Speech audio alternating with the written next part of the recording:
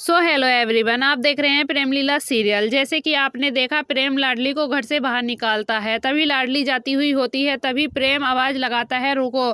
तब नकली लीला बोलती है, प्रेम तुम इसको यहाँ क्यों रोक रहे हो। तब प्रेम बोलता है कि मैं रात में किसी भी लड़की को घर से बाहर नहीं निकाल सकता। तुमने जो एंजॉय बताया था, हम कल इसको वहीं छोड़ आएंगे।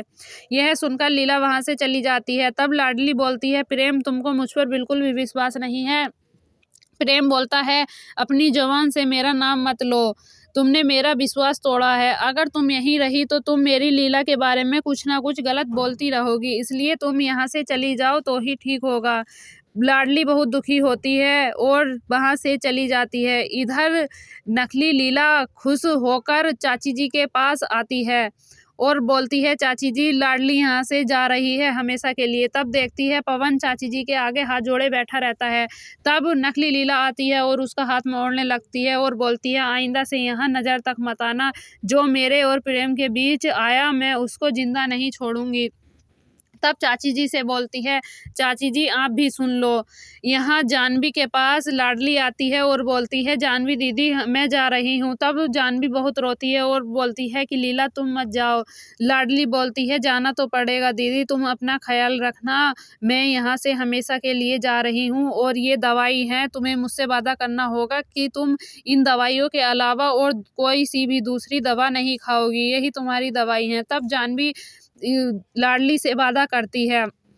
इधर प्रेम और नकली लीला आश्रम में आ जाते हैं और वहाँ पर देखने लगते हैं कि सब कुछ ठीक है या नहीं। प्रेम अंदर जाता है, वहाँ की मैडम से बात करता है और देखता है कि यहाँ रुकने का सिस्टम ठीक है। मैडम बताती है कि हाँ, यहाँ पर हम अपने बच्चों को सब सिलाई मशीन सब सिखाते हैं, यहाँ वह बिल्कुल खुश रहेगी। इधर दादी जी से लाडली बोलती है, दादी जी मैं यहाँ से जा रही हूँ। तब दादी बोलती हैं, बेटा तुम मत जाओ। तब लाडली रोते हुए बोलती है कि दादी अगर मुझसे कोई गलती हो गई तो मुझे माफ़ कर दीजिए, लेकिन मैं हमेशा के लिए यहाँ से जा रही हूँ। और उनके पैर छूती है। फिर वह प्रेम के पास आती है और प्रेम से बोलती है, ठीक है तो मैं कल चली जाऊँगी।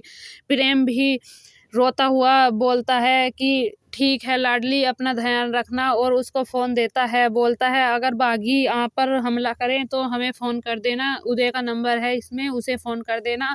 और जानवी दीदी का भी नंबर मैंने इसमें सेव कर दिया है, जब किसी की याद आए तो तुम बात कर लेना।